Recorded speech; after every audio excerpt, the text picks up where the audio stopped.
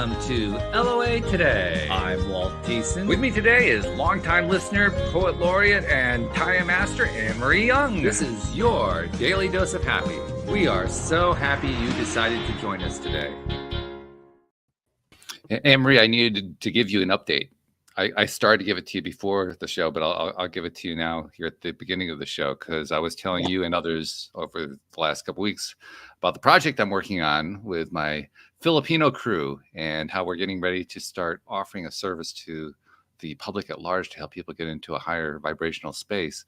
And as you'll remember, that whole project got started because of what we do here on the podcast. Because of how much fun we have doing the podcast and how much it's an energy boost and so forth.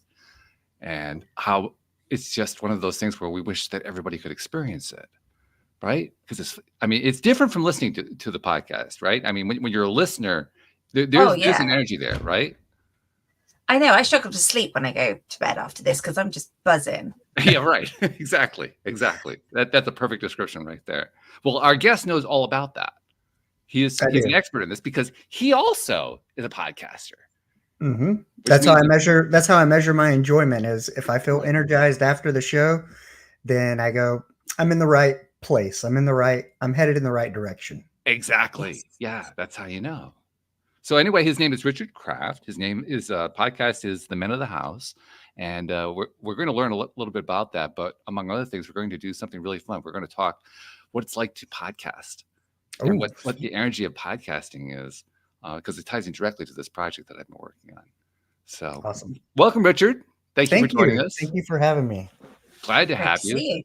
Give us a little bit of the history of the podcast and how you got into it.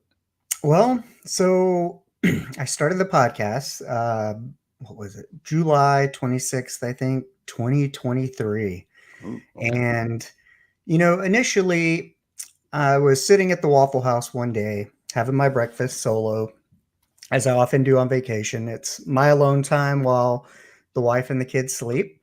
And, you have to sit at the counter, or you can't sit in a booth unless you have two or more at the Waffle House. And so I'm sitting next to other men and I'm on my phone. We're eating our breakfast. They're on their phones.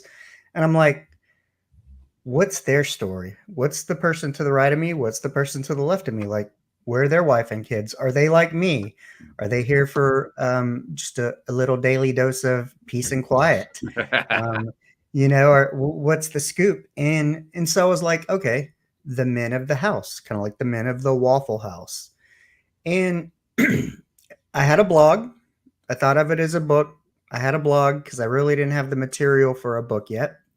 And I got laid off in 2020 from healthcare, 9 months into the pandemic, and I mulled around a little bit. And at some point I had applied to about 300 more healthcare jobs and didn't have any luck, or I didn't want to take the job because I didn't want to move far away or take my daughter out of school. And at some point I was sitting there and I'm applying back to the company that actually laid me off. And my daughter goes, why don't you just start a podcast? She goes, do you really want 2 a.m. phone calls again? Do you want this? Do you want that? And my dad had said, maybe you should start a podcast. And of course, as podcasters, we're like, well, what authority do I have to start a podcast? Like, because I listen to them, that makes me an expert, or, and so it's kind of this thing of, I mulled around. I wasn't making any progress anywhere. And then at some point, it was actually June 22nd, 2023. That's my birthday. I just had a birthday. Thank you. I said, I'm going to give up alcohol because it was messing with my brain. And I had heard this podcast that explained what it did to my brain. And it finally clicked, and the depression and the feelings. And I just said, I can't do it anymore. I need to stay at baseline. I need to know where baseline is, and I need to stay there, as opposed to flopping back and forth like an RPM gauge, running out of clutch or something. And then I wasn't in a good place when all this happened. And so I was like, okay, give up alcohol, start walking. And of course I'm listening to podcasts this whole time. And then somewhere in there, it's inserted into your brain, maybe you should start a podcast.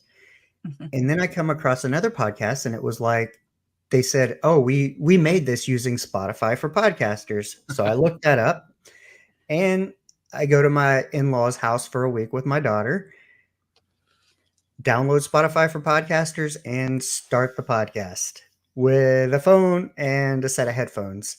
No mic, no anything. And it's kind of one of those things of like, hey, I wrote out a trailer, I recorded a first episode, and hitting that publish button is like, oh, I don't know. Do I want the whole world to know about this? And then, of course, it was a little bit hit and miss. And then there was some point, and it's in there, it's around the November 2nd episode, which is Dia de los Muertos. I decided that there was something that said I needed to be consistent, because I was kind of releasing as I wanted, as I had topics to think about. And I said, I need to be consistent. And so I started kind of with consistency. And then I was able through social media to find some guests to interview and whatnot. And so I kind of started some interviews, and I would kind of do some guests, some interviews. And somewhere, maybe April, I think it was, Alex sent me an email from Podmatch and invited me to the quarterly event they have. And I got on there in April, and kind of since then, it's just been so abundant that I've moved up to releasing 2 a week. So sometimes I record more, sometimes I record 4 to 5 a week, whether it be guests or host combination wise. But kind of to push myself with that consistency is to, hey, let's put out 2 a week, because there just are so many guests, so many bookings, and I've quite enjoyed it. I was editing before this, and I just love, while I'm not a super fan of editing, it's the most time-consuming part of it, I do enjoy revisiting a great conversation and kind of hearing some of those little nuggets of wisdom that maybe you missed because you heard them because you're engaged with the guest, but you're engaged in a different way than just a listener. So yeah, it's been quite the journey. So I'm approaching a year. I've recorded over 50. I think this Wednesday will be my 50th release. And next goal is 100. And I'm just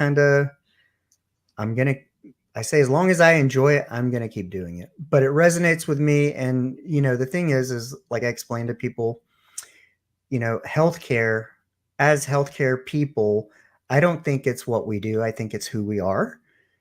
And so the podcast it's that same me. It's that same kind, caring, compassionate me that wants to help people. But I actually have a larger reach through a podcast than I do managing 2 clinics. I can actually touch more people other than the people in that area that utilize that clinic, and the people that report to me, and the people I interact with. So, going through that, thinking my identity was kind of destroyed after 12 years in the layoff, and that being the first time I'd ever been laid off or fired or let go from a job. But really understanding that, hey, that was my identity, a piece of it, but not the whole thing. And the piece of it that still remains is I still have the heart of a kind, caring, compassionate person that wants to help people and wants to make a difference in the world and let people know they're not alone, and just kind of hopefully leave the world in a little better place than I came into it as. That's a good thing. That's a very cool thing. And congratulations, by the way, your first year, 50 episodes. That's fabulous. That's when you're doing something, because by that point you have a real good sense not only of what you're doing with the show, but how you feel about it.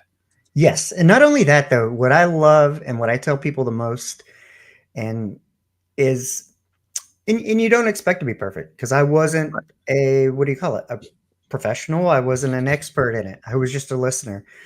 But it's like, if you were to go back and you listen to some of my first episodes, and then you listen to some of my newer episodes, if you watch them, if you look at the quality, the editing, everything, it's just exponentially different. So the progress and the growth is kind of that point. And you can kind of see my journey because it's been like a real-time diary, if you want to call it that, a journal, if you will. But it's been kind of a, you're watching me grow. The audience, the listener is on a journey with me as I go through this and discuss my own woes and troubles and things that I'm trying to change or improve on. But as well as, now moving to guests and kind of keeping on theme and offering listeners, whether it's tips or tricks, but also keeping other people's stories alive. I interviewed a gentleman whose daughter unalived herself at 16 years old, I believe. And so, keeping that alive, telling their stories and allowing other people to hear that and possibly set up a connection if they too themselves are going through a hardship like that. So, it's kind of multifaceted, multi-purpose, but it feels purposeful and it gives me purpose and I enjoy it. And as long as it does that, then I'm going to continue to do it. Yes. Well, I've been doing this one for about 12 years now. Oh, wow. And Marie, it was actually a long time listening. How long have you been listening to the show, Anne-Marie? Do you remember? Oh, well, I was a listener for about 3 years before I joined, and I've been a co-host for 3 years. So yeah, about 6 years I've been on board one way or another. Awesome. Yeah. And you've told me many times how you've been following my journey. So exactly what Richard's talking about. Absolutely. I see a different Walt to when I first used to watch. I mean, you've always been amazing, but yeah, I've just seen it grow completely and seen you grow along the way. It's quite a beautiful little journey to watch. Which is helpful because unless you have that kind of input, you often don't really recognize your own growth. No. Yeah, Right? we don't. I always say that, you have to remember that others don't see us necessarily the way we see ourselves. And sometimes, I've interviewed a couple of coaches lately, and, we always talk about even Olympic athletes have coaches. The best of the best have coaches. Mm-hmm. And sometimes a coach is just that mirror to hold up to you to let you see that progress. Or if you maybe need to pivot a little bit, it allows you to see that. And so, kind of like you said, is we don't often see ourselves the same way. And so it's hard to recognize that growth unless you look for it. And we see it too, because like Anne-Marie said, it was 6 years, I think you said. So in those 6 years that you've been listening, and like you said, I've also known you directly in the last 3 years, I've seen the growth in her. I've seen how she has expanded and become the person that she's become now. We were kind of talking about that before you logged in with us today, about how over that period of time, very early on when you're first starting off with a podcast or you're starting off with just putting your message out there and so forth, there's like this, you're inhibited. You're kind of holding back, like, oh, am I good enough to do this and so forth. And Anne-Marie, I know, went through that. And now I look at her 3 years later, and she's entirely different in that way. I mean, she's opened up. She's become this expert and all that kind of stuff. Literally, Richard, after her first episode, she contacted me. She said, "I'm not sure if I'm good enough to do this." I mean, that's not what her wording was, but that's what it amounted to. I don't know that I have anything to contribute to this. And of course, I knew, and the audience knew, of course, she had a lot to contribute. But now she sees it. Yeah, and that's so cool. It's that imposter syndrome. It's that. Yeah. We all feel a little nervous to publish, or kind of like you said, like, what makes me qualified to be a podcaster? And I'm a very start at the basics, start simple, go back to basics, fundamentals, first things first. And the way I've always kind of justified it to myself is, even if nobody listens to it, this is a place that my daughters can go and maybe hear some lessons, hear some good conversations, but also hear some of my mistakes that I've been open with. And that was kind of one of the things that really encouraged me to be as open as I have been and as vulnerable as I have been, is that, I've kept journals probably 20 years at least. And I always said, one day when I'm no longer here, they're going to find my journals in this big crate and they're going to know exactly what I was thinking. Well, fast forward, now they kind of get that opportunity. They're not going to have to read it. Right. But, we're in a different age. We're evolved.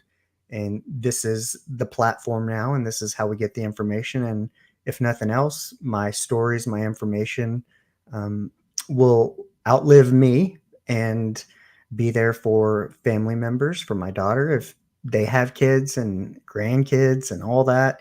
And whether it's those lessons or to know a little bit of piece of, I can imagine if we had podcasts when my grandparents were alive or my great grandparents, what you would be able to know and see the world through their eyes, especially because we're of different generations and before technology, so I'm just turned 48 and yeah, it's quite a different time, but yeah, that's how I justify it to myself. Anytime I'm a little nervous about being vulnerable, I say, look, your daughter might need this one day, so do it, say it.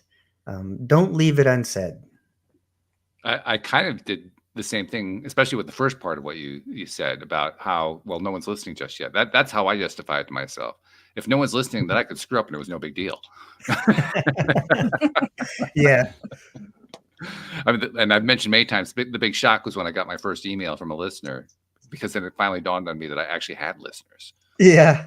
That was actually more scary than starting it, to be perfectly honest. It is, because you don't know what to expect. It was like when I joined the Podcast Connection Network, when the founder originally reached out to me, I was like, I had to have my wife read it because I was so nervous and paralyzed. I'm like, he could be complaining. Maybe I said something bad. Maybe I said something wrong. Why is this person reaching out to me?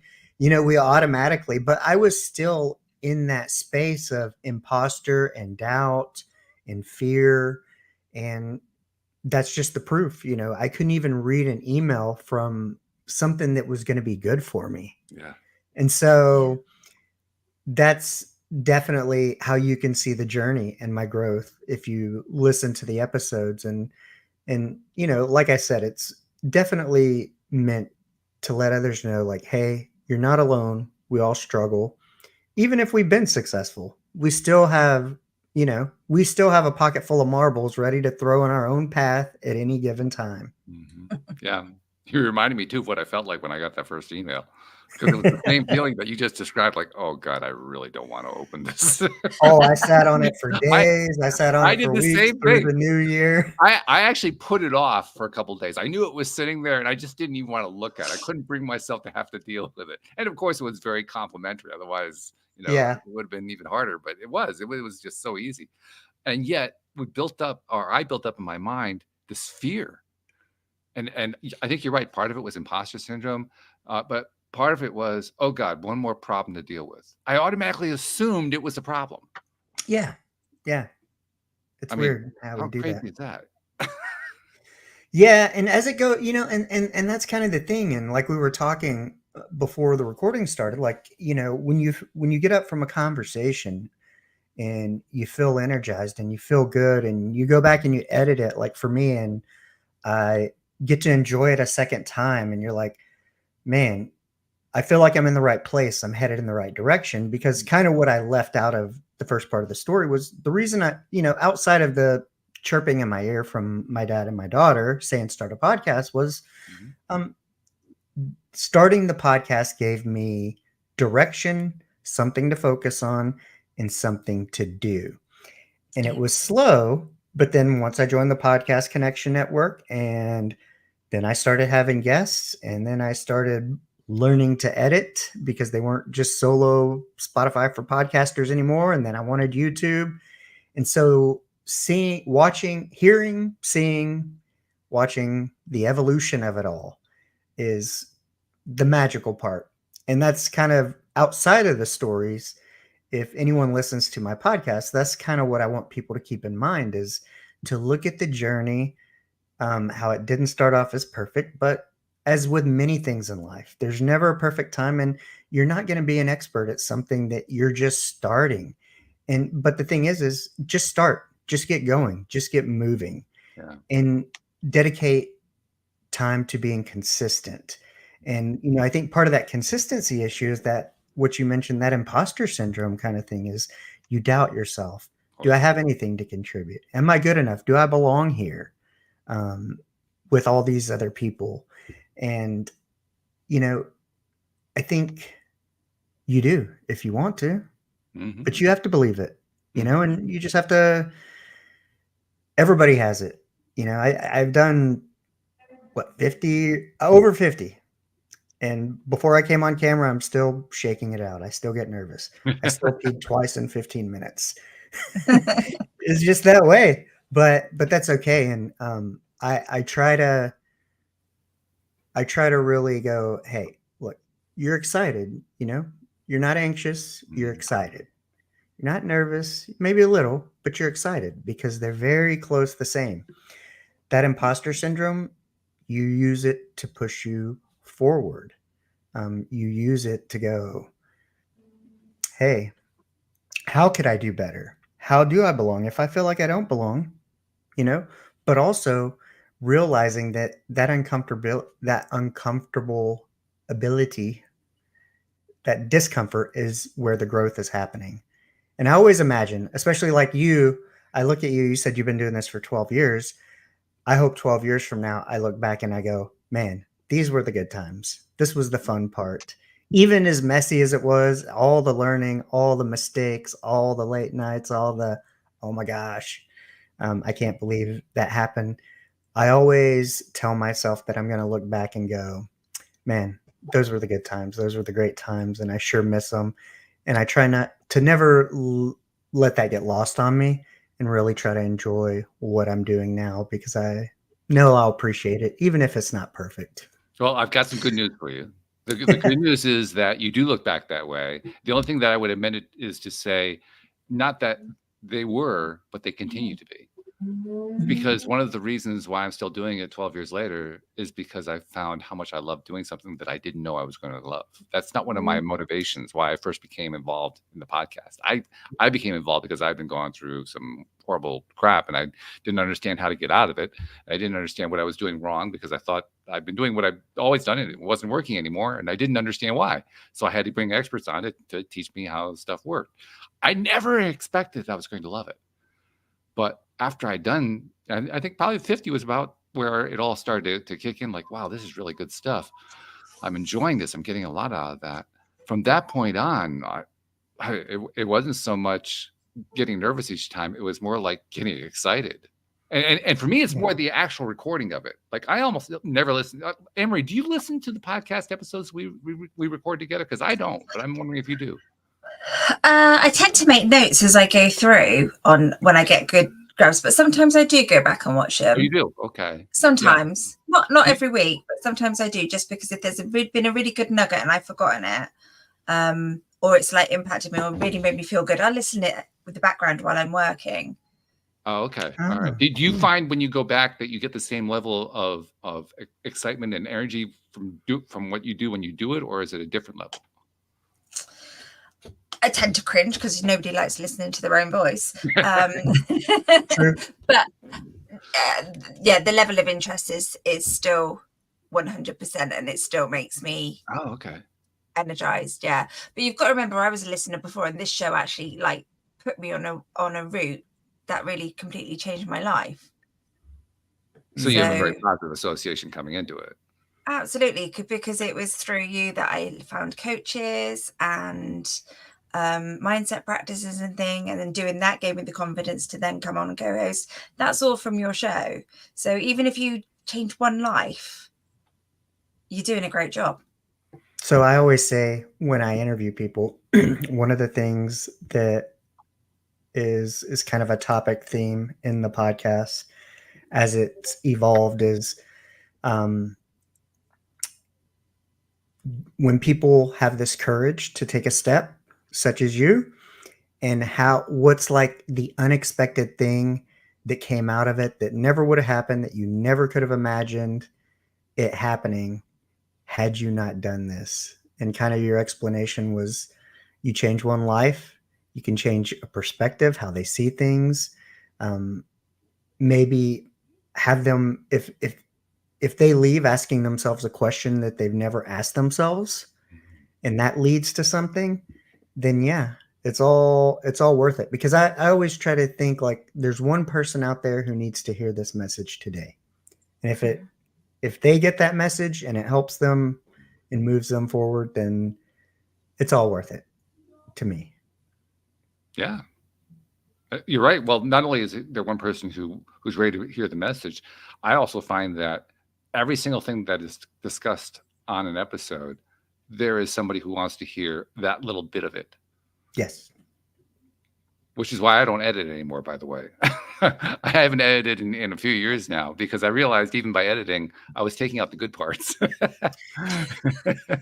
I'm getting better with it. I'm sticking to the ums and the you knows, Yeah. but yeah, but I get rid of those too. I mean, I don't get rid of those either. I leave those in because that's part of what natural makes it a real conversation. thing.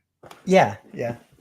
I was listening to a podcast the other day, a pretty big one, and I kind of heard some of the same things, and it made me think like, like that is kind of the natural progression, the natural rhythm of the conversation. Maybe I should leave it in. And I'm kind of toying because, editing is the part that takes the most time. But I still like the episode I'm editing today. Like just getting to hear some of that information, that reminder of what it is, like how you're limiting yourself, how your brain, those kinds of things. I mean, it's just being able to hear that stuff again. When you asked her the question, I would say when I go for that second listen, I don't know that I'm as excited, but when I hear something and there's something that goes, oh, yes, I forgot about that. And then you're like almost more excited than the first time you heard it. Whoa. Because you're like, I totally forgot about that. And that's kind of like a little bonus nugget of something I needed to hear for my day to shift my mindset or to just remember who you are, why you started, why you do what you do, and that you're not an imposter. Don't let your own mind play tricks on you. I was sitting here thinking about this. Oh, go ahead, Emery. Go ahead. No, I was just saying, I think people want to see that imperfection. I think people want to relate to that because, we all not all, but we idolize like celebrities and stuff, and we think their lives are perfect, and actually they're not. And it's nice to relate to a human being who's going through similar things as you, the same feelings. And, it's great to hear that you feel like you have imposter syndrome, because you would look at your playlist looks amazing on your podcast. It looks really interesting. And it's just funny that, we all have those little niggles in our head, but it's great to hear how people work through them. Well, and I would say that in the nuggets of wisdom too, they come through, these little reminders kind of come through, and their realizations as kind of in real time of, like I always thought like I would go from manager to director to VP, whatever, like however in my healthcare career. But it took a while to realize, look, 6 years of interviewing people for jobs was incredible experience for a podcast host. Oh yeah. Yes. I never put it together, because that wasn't even on my radar. And, part of the starting the podcast, part of getting over the destroying of my identity was just like a breakup. I had to forgive the company that laid me off and forgive them, and then start looking for those little things that they actually gave me that were good. Like, look, I ran 2 clinics that are multi-million-dollar businesses.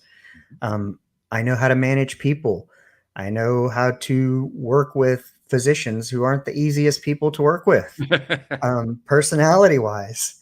So all the interviews, a budget, mission statements, a clear vision for your podcast, your brand, whatever it is, marketing, how they do that kind of stuff. So I learned a lot, and I thought everything I was learning was going to be to propel my career in one direction. But it actually turned out that all these lessons I were learning were actually very relevant to becoming a podcaster. I just didn't know it. I just didn't see it. And that's kind of part of that message for everybody out there is, you may not be in the exact place you want to be right now, but don't let that deter you, and don't let that take away from the experience of what you are doing. And just because something isn't right up your alley, don't negate it. Like, I didn't like being shorthanded and having to interview a bunch of people for jobs, but it sure as heck turned out to be very beneficial as a podcast host. So, you don't want to discount some of the tasks you're doing, some of the experiences you're having, because they might just turn out to be very useful down the road in a path that you never imagined yourself on. You're right too, because that is the kind of thing that you don't know until after you've been down that road and look back on it. You don't know it in the middle of it. You have to look back, and then you start to see all the different ways that things connected together that you didn't anticipate, stuff that you never would have associated, taking A, B, and C and putting them in the same lump and saying, whoa, wait a minute, they don't really go together, but they do.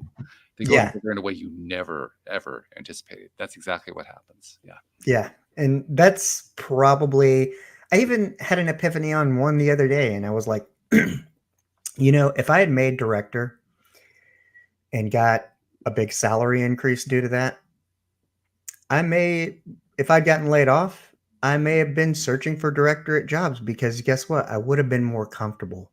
But staying at a manager salary, and then when I tried to go back into healthcare and they want to pay me less than I was making 2-3 years ago, I'm like, or relocate, I'm like, absolutely not.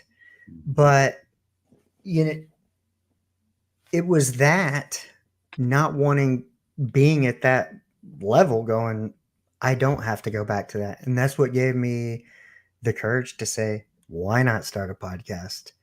Because, I didn't think about it, but it's like, oh, if I'd made director, I'd have been more monetarily comfortable. There would have been much more pressure to pursue that job, both from my wife, my family, and to get back to that level of being comfortable. And I may have just let this opportunity of being a podcaster pass me by. If that dream, or what I thought was the dream at the time, had come true. And so, we just have to be very mindful when we don't get what we want. Sometimes it's for a reason, and, you get to determine how you look back on it, but it's always hindsight. But, you got to try to take it in stride while you're going through it. And that's kind of the practice I'm in now.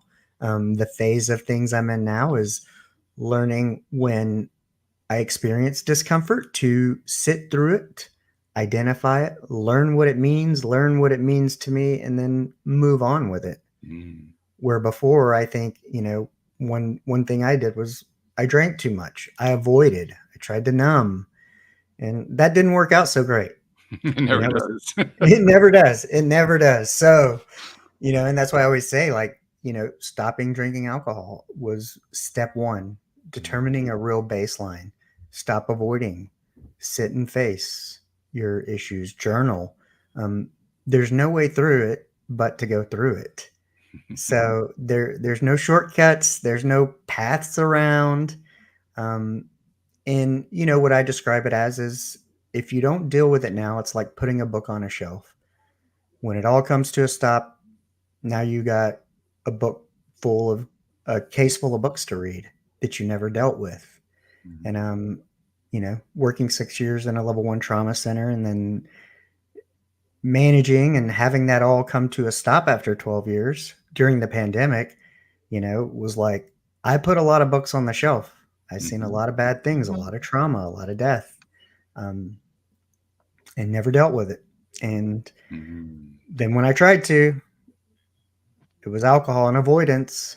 And it wasn't until I really hit rock bottom and things were unmanageable, and marriage wasn't great, relationships weren't great, just nothing was great. I just kind of have to stop it all and just start from scratch and develop a plan and start going in a direction. And the podcast was the direction for me. And I'm hoping some of the stories and lessons I have are valuable to others. Well, I think it's also valuable to ourselves. Like I said earlier, that's one of the reasons why I've been doing it all this time. I mean, the nominal topic was law of attraction. We pretty much covered that in the first 400 episodes, and that got done about 6 years ago.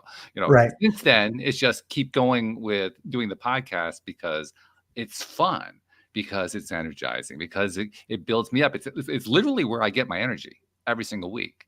In fact, for the longest time, I was doing it 5 days a week. I've actually reduced it down to 3 days a week, or three shows a week, actually, just to get more of my schedule back. But I love it so much because of that energy that I get from it.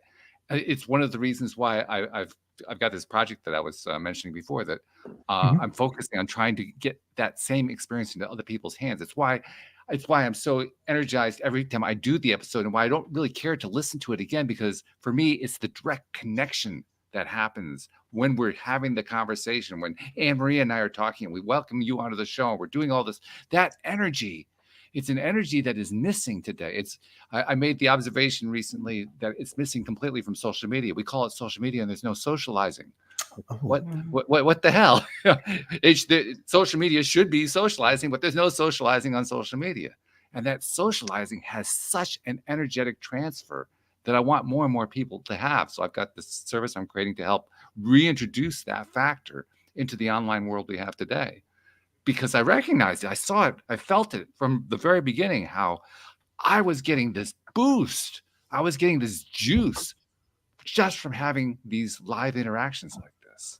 And Anne-Marie, I'm willing to bet is one of the reasons why I was able to get you to stay as a co-host, because that energy, it becomes, I mean, he was talking about numbing it with alcohol, but when you do the energy routine, it doesn't numb it.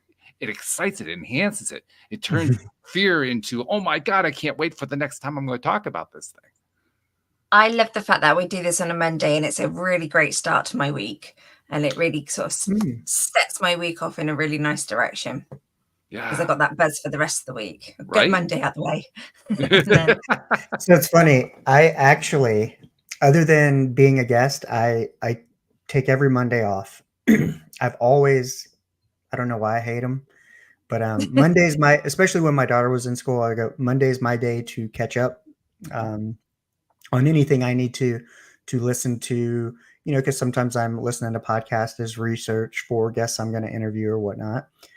But that's my time to listen to the stuff I started off listening to that I still enjoy. And other than a guest episode, that's my one day a week that everybody gets to join the rat race. And I purposely do not. But, that's by design. I had to kind of make that happen. But,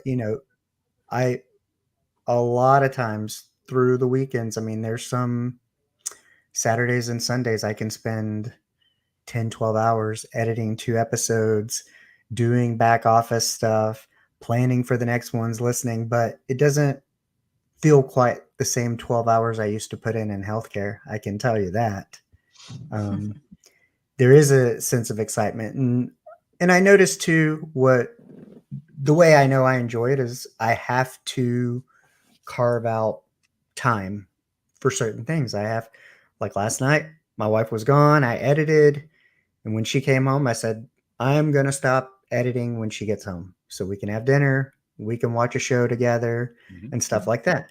But also, I remember one time booking this guest and we're watching Survivor because that's one of the things we do together. And while I'm watching this, I'm sitting here going, like, thinking of all the questions I want to ask this person. I go, okay, you have to focus. I'm like, this is how you know you're excited about it and you love it, because it's kind of all consuming. And I haven't been Ubering as much as I used to. But one of my favorite things about Ubering was I could sit there and listen to podcasts while I was kind of making money.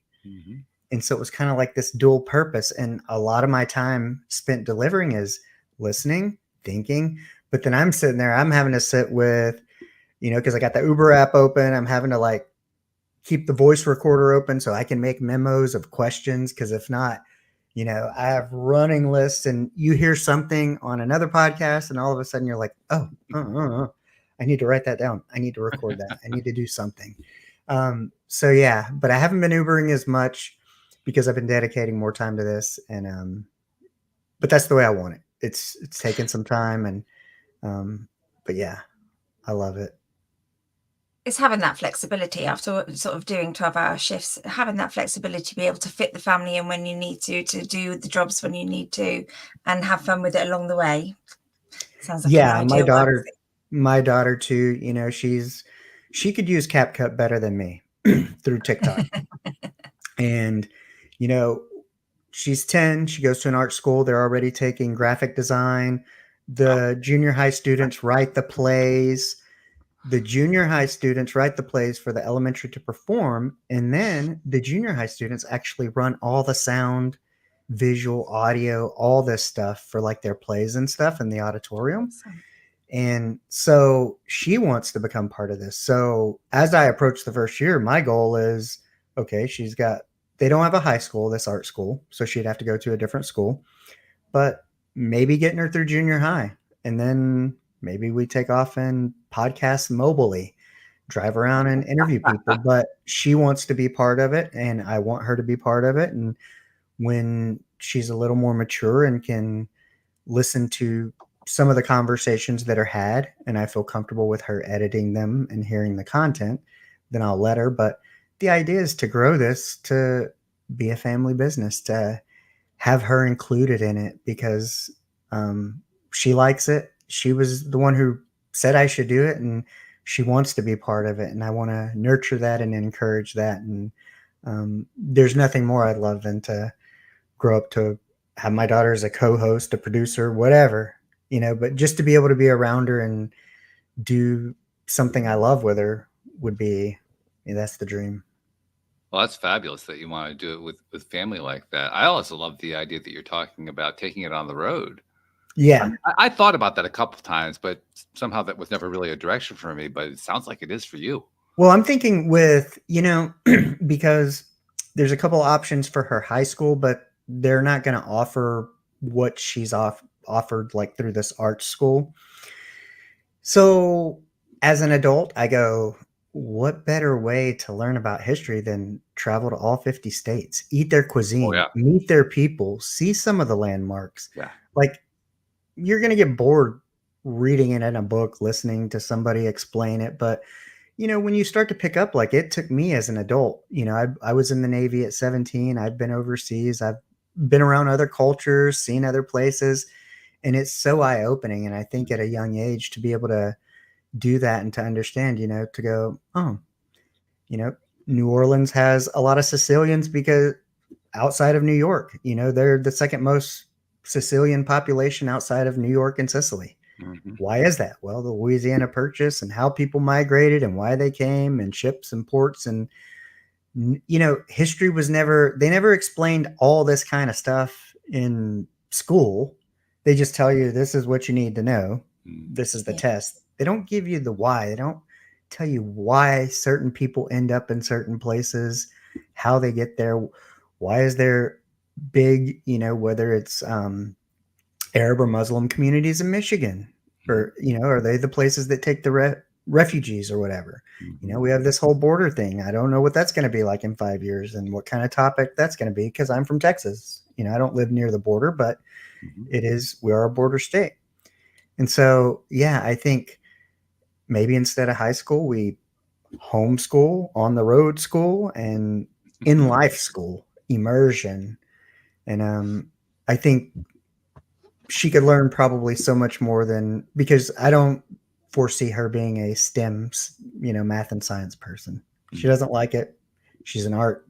She's a creative, and I want to nurture that. And yeah, I think that's the plan. That's what I have in my 5-year vision right now.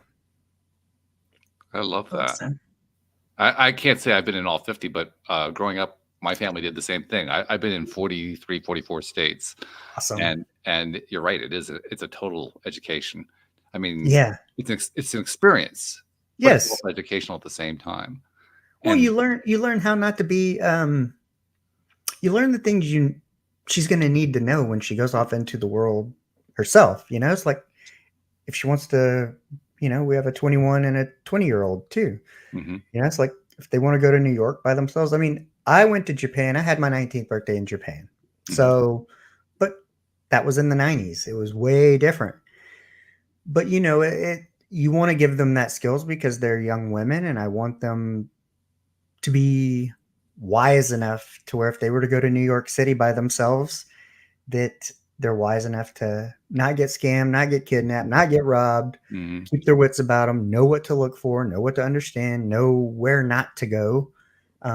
Because back when I had to travel in the Navy, I still had a road atlas to drive between like Texas, Florida, and the different places.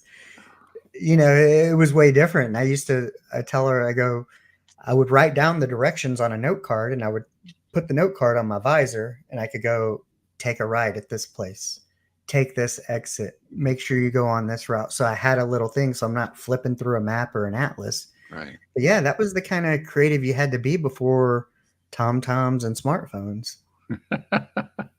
I love that. That's funny, but it's true. It's absolutely true. But for me, the big benefit I got from traveling, particularly when I was young, when my family was traveling, was I gained an appreciation not just for the different aspects of history and so forth, but for the different people, the different lifestyles that people have around the country.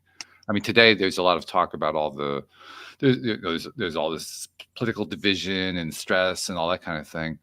I just think back to the people that I've met over the years through those travels, and the differences seem minimal to me. I mean, I see what other people are seeing, but I just don't see it the same way. It actually helped to inform me as I was in the process of learning how I was going to navigate that world and how I was going to deal with it. Because in my younger years, I was a very political person.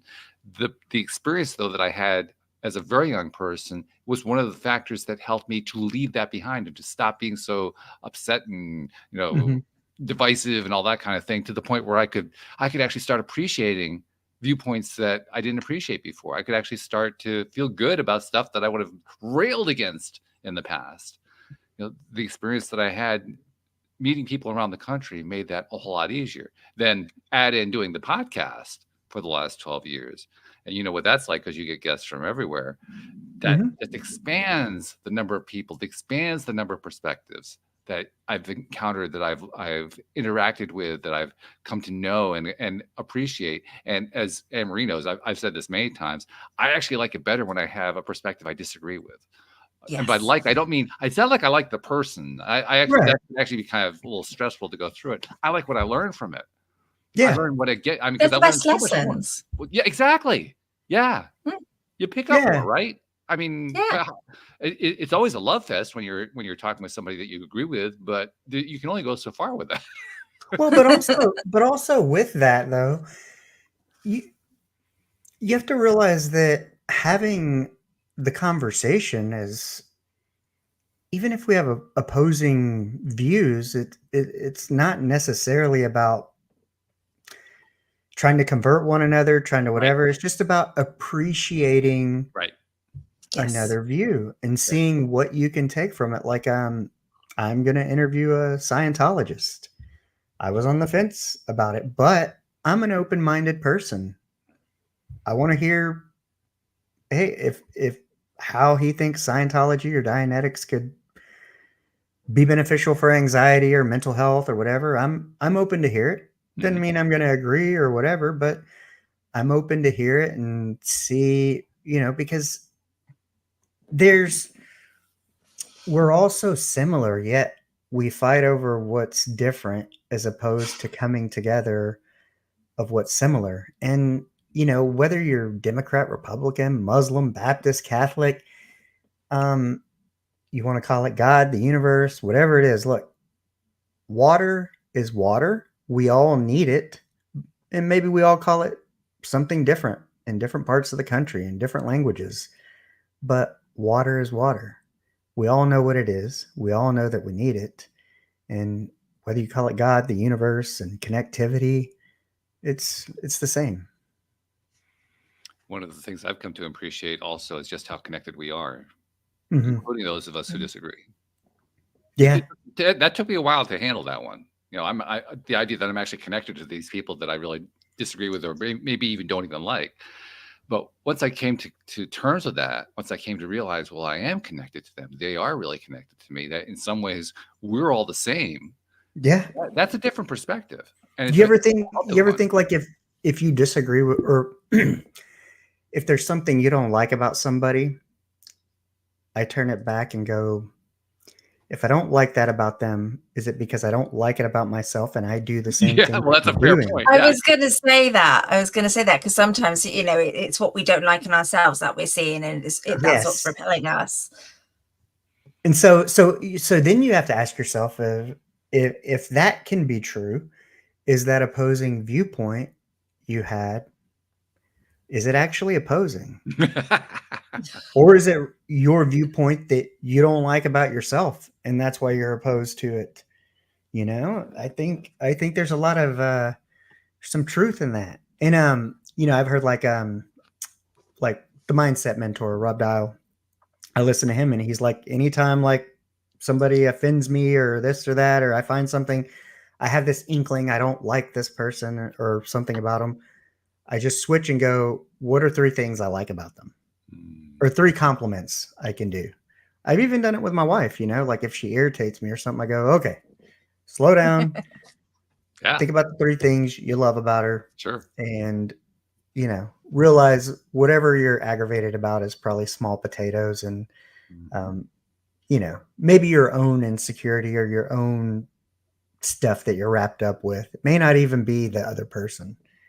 But, unless you take that time, and maybe, you don't necessarily have to hit rock bottom, but unless you take this time to really work on looking at yourself and understanding yourself and working through stuff like that, and understanding that some of the negativity you've experienced in your life is merely there to contrast and let you know how grateful you should be for the life you actually have. Once you start looking at that and understanding that, then I think that's where the real progress happens and the real leaps forward in your personal growth and development happen. And that's kind of been me.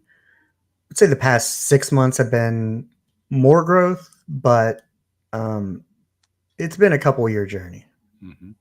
At least. You're reminding me of something which on the surface doesn't sound like it's connected, but it really is. There are a number of Facebook groups that I created a number of years ago, regionally based where I'm located. I'm in the Northeast in Connecticut.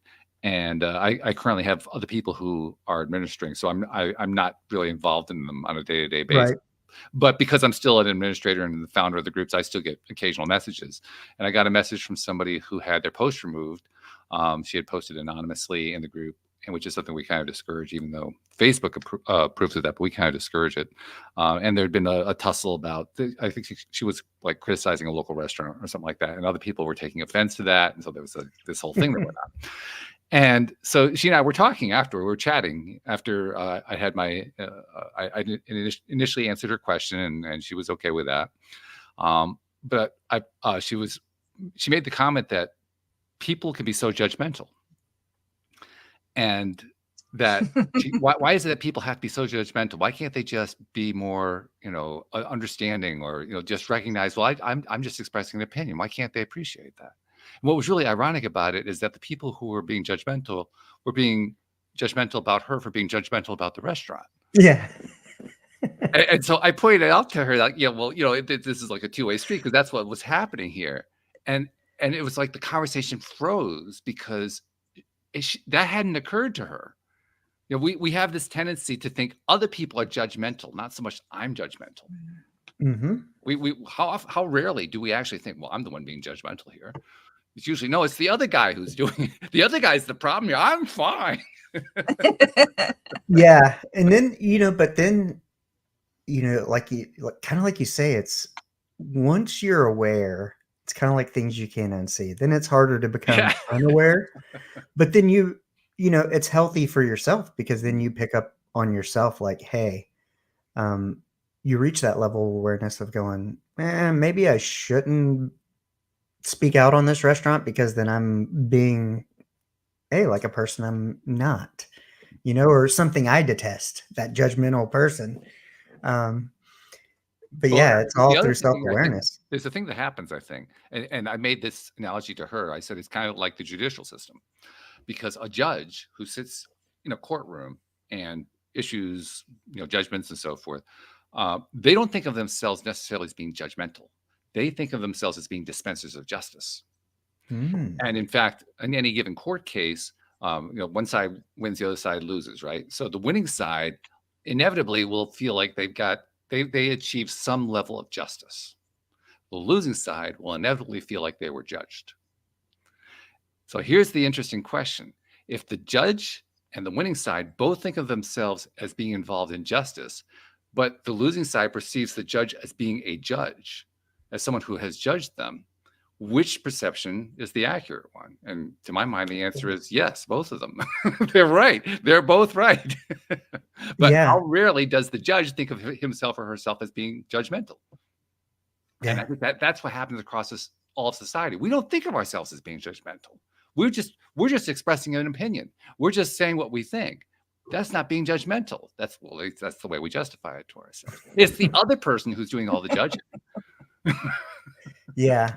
And and that's in context. I think about an episode I did on it was kind of like about divorce, and I talked about, people being adults for their children. Why are you going to let strangers decide your custody arrangement and stuff like that, or how you should parent your children, unless you got bad parents and the courts need to step in. But you have to realize you're going into a system where everybody wants to win. So whether they're not necessarily taking what's best for you or your children into account, they're not there. They're lawyers. They're there to win.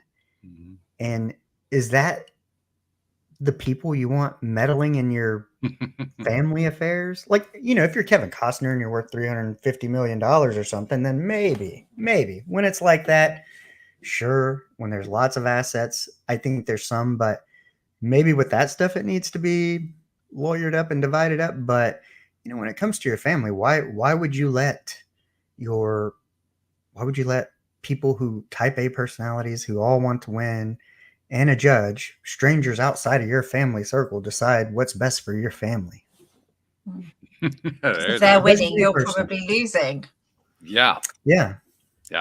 But and part of it is because our two older ones are stepdaughters, or they're my stepdaughters, but they're my wife's original daughters. But I'm friends with my wife's ex-husband. We've raised them all together, and we've kind of had to make it work. And I knew this when I started dating her. Look, he's always going to be their father. I'm not trying to replace anything. And we've gotten along, and we've been together 18 years. And so we've watched them all grow, and it takes a village. And he treats mine and our 10-year-old daughter no different than he treats them. And the grandparents are the same way. And, for so many years, people looked at the arrangement of, our relationship, and that him and I will go out and do stuff, or that we all went to Disney together, or that I've stayed at his house on New Year's Eve.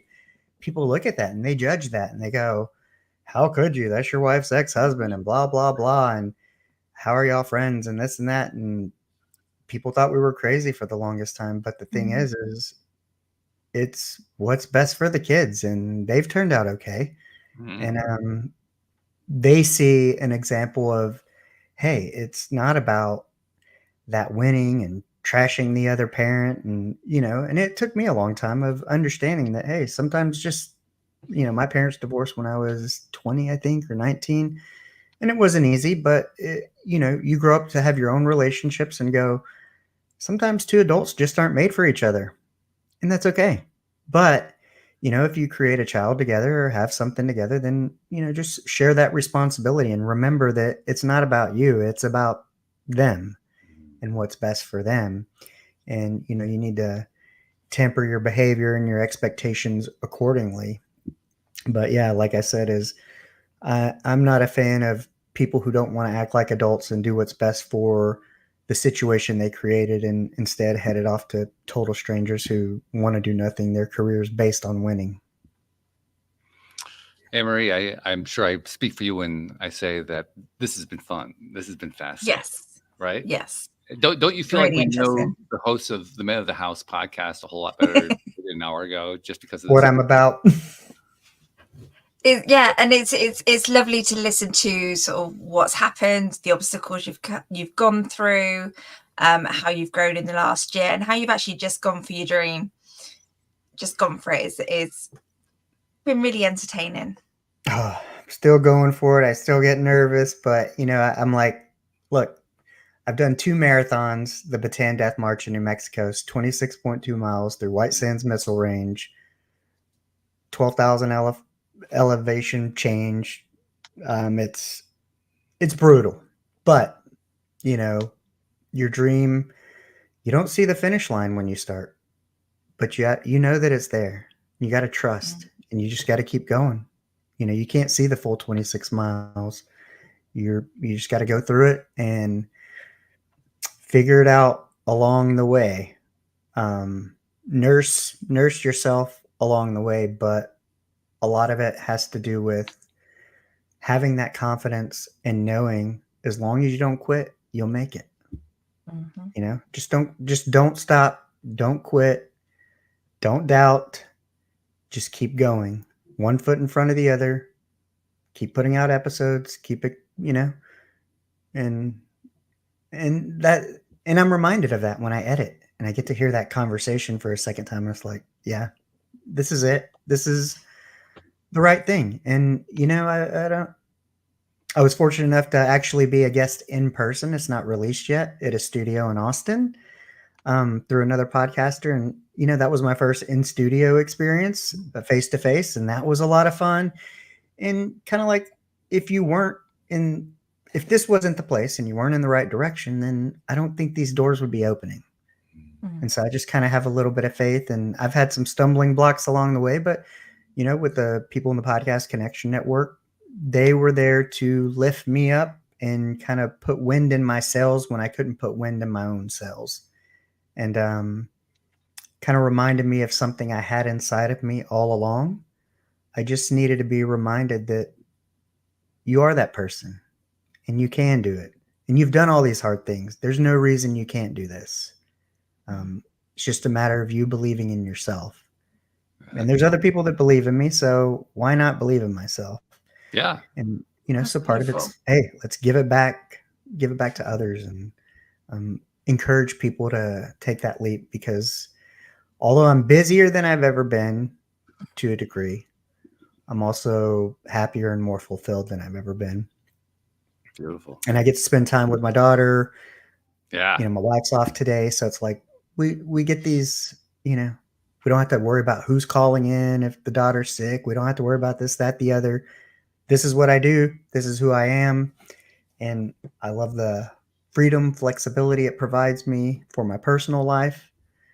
Even though I do work a lot, late nights, early mornings, but I do love it. And I feel like I'm in the right place. That's a good It's thing. on your terms. Yeah. Yeah. Well, and, people think money, this, that, the other. Freedom. Being able to, when my daughter's sick at school and my wife can't go get her and I can, I can drop everything I'm doing and go do that. When she needs me to stay home with her and take her to the doctor, I can. I love that. There's no corporation is ever going to pay me what I'm worth. So I would rather give my worth to my daughter and the world and people who deserve it, people who will utilize it. That's a really good thing. Yeah, take myself out of that corporate rat race. That's something I don't ever see myself going back towards. Interesting. Wow. See, we could do another hour on that alone. It was good. It was good. It taught me a lot. I think it's good for some people, but I just don't think it's good for me, because my brain and my mouth, if I think something is dumb, I'm going to tell you. You're not going to hold back. All right. I'm kind of like this, like, I don't really care that, like, you're in the C-suite and I'm the basic manager. Like, if it doesn't math, it doesn't math, or if it doesn't make sense, it doesn't make sense. And I used to always tell my people, I go, look, hey, do the right thing and do what's best for the patient, and I'll always have your back. Because guess what? Doing the right thing and what's best never goes out of style. And if anybody above me, I don't care if you're the CEO, if you want to argue with me that we did what was best for the patient, and that's really all that matters. You can fire me, you can do whatever. I don't really care, but do what's right, do what's best for the people you serve in whatever avenue way you serve them. And that's all that really matters. You can put your head down at night and know that you did the right thing. And I think that kind of mentality and behavior just goes a lot further than in the long run. And like I said, it never goes out of style. Yeah. Doing the right thing. Richard, there's one thing we need to get from you, and then two things we need to share with you before All right. we part company. The first thing we need to get from you is, I presume that your podcast is everywhere because that's what it usually is. But is there some particular place you like to direct people to find the podcast? If you want the video version, it's YouTube, but Apple seems to be the preferred place for most listeners. Mhm. But if they want to, they can also listen directly from the Buzzsprout site. Mhm. And it's Buzzsprouts, I think, .the Men of the House. It'll, if you look up the Men of the House podcast, you'll come across it on my link I'll put it tree. into the description and make it easy for people to find. It's all available through there. So however you like to listen, wherever you want to listen, as long as you listen. Yeah, right. As long as you listen, that's good. And then two things we need to share with you. First thing I want to share with you is something that I've been doing for the last couple of years, because I noticed that people like you and me and Anne Marie and other guests on the show, I mean, everybody who comes onto the show likes to give. We have different ways we want to help other people out. We've learned things along the way and so forth. We want to share them. But we don't often get credit for the ones that we share with that we never hear from. And that's what I realized I needed to kind of add something into the show. So, Richard, on behalf of those people you've never met, you've never seen, never will meet, never will see, who've listened to your podcast, who have caught you on other shows and so forth, who you've helped in ways you didn't know about, on their behalf, thank you for what you're doing, because you are making a difference in this world. Thank you. Give me chills. Good. That's what that's intended to do. That's a good thing. Now I can associate the feeling with my law of attraction and my manifestations of success, and that's why I started it. So cool. Okay. And then the other thing that we need to do is, I always go to my co-hosts on this because they're all really good at this, including Anne Marie, finding that one way to tie it all together, put the bow on top. And I know Anne Marie's been kind of sitting there figuring out what she was going to say, because she knows what's coming every show. So, it's always the same part of the show. So I'm sure she's got it lined up. But Anne Marie, what have you been focusing on as your takeaway today? It's always so hard because there's always so much good stuff. But what I've taken from today, Richard, is how to learn from those moments when life's not going to plan. So those obstacles, and use them as benefits. And always trust that it's going to work out, and go for it. Just go for it. That's the summary. That's probably the headline for the show today, of the episode. Just go for it. Just go for it. Yeah. Get chills again. Then that's it. It's Richard Kraft, just go for it. My job is done. Truth and facts. Excellent stuff. Richard, thanks so much for joining us. And thank you for congratulations on your first year doing the show. I am confident you're going to be doing it for years to come. And the reason I'm confident is I can see in you the energy and excitement that I've been feeling for the last 12 years. So, yeah. Thank you. We're going to look forward to hearing more from Richard Kraft over the years, I'm sure. Yes. And one of the people I interviewed, you actually interviewed before I did, Darlene Green. Oh, okay.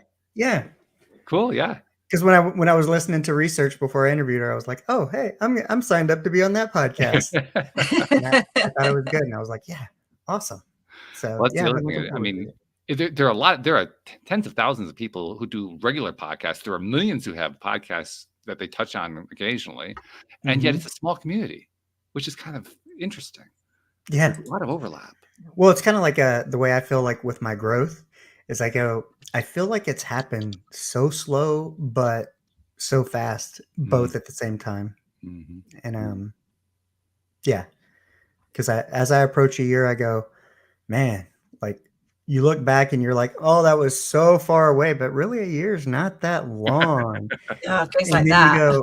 But does. look, oh my gosh, the past 6 months have just like, in progress and things happening. So yeah, it's fun, and that's part of the magic, and that's why you should go for it.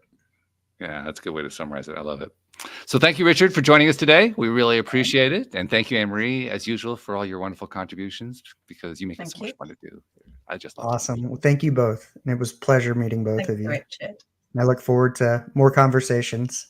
And thank you to our podcast listeners everywhere. We will see you all next time here on LOA Today. Goodbye, everybody. Awesome.